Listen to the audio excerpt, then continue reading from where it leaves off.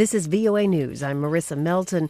Public impeachment hearings begin in the U.S. House of Representatives tomorrow. AP's Rita Foley tells us what to expect.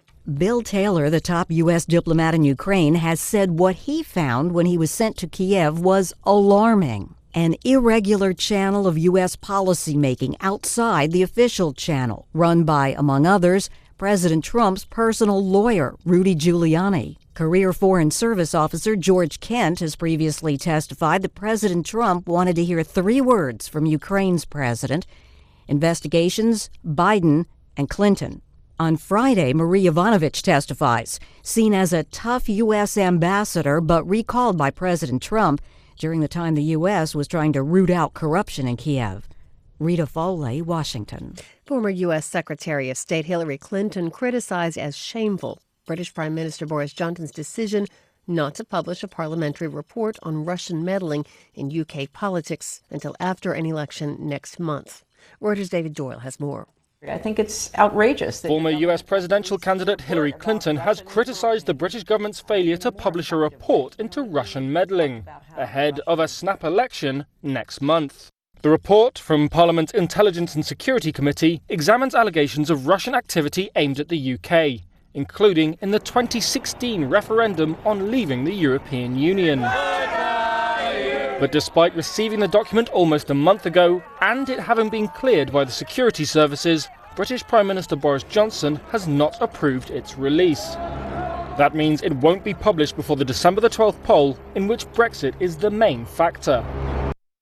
That's Reuters' David Doyle reporting. You can find more on this and other stories online at voanews.com. From Washington, you're listening to VOA News.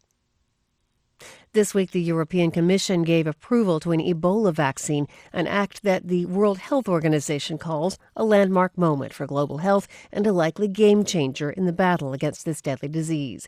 Lisa Schlein reports for VOA from WHO headquarters in Geneva.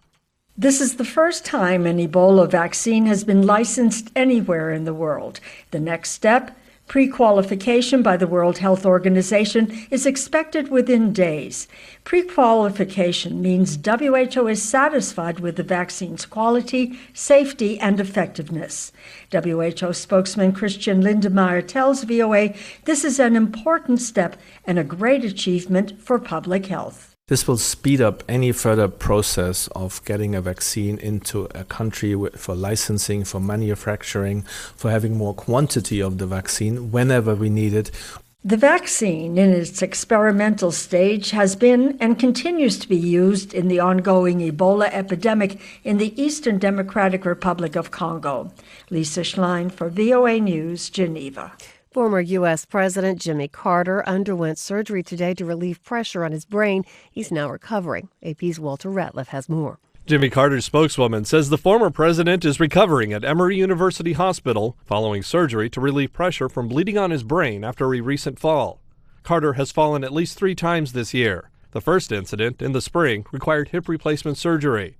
He was briefly hospitalized after fracturing his pelvis 3 weeks ago.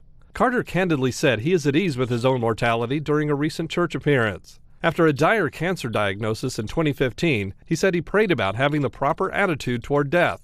Since then, Carter said he's been absolutely confident in the Christian idea of life after death. I'm Walter Ratliff.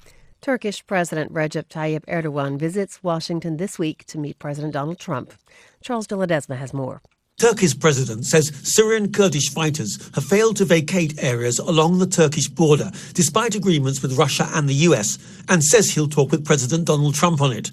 Speaking before departing for Washington, Erdogan said he would also give Trump documents listing terror attacks allegedly carried out by Mazlum Abdi, the commander of the US-backed Syrian Kurdish-led force. Turkey wants US officials to arrest Abdi. Ankara believes the US nor Russia have been able to clear northern Syria of terrorist organizations within the time they promised. I'm Charles de Ledesma. An airstrike carried out by American forces in eastern Afghanistan has mistakenly killed at least 4 Afghan soldiers and injured 6 others. I'm Marissa Melton. You're listening to VOA News.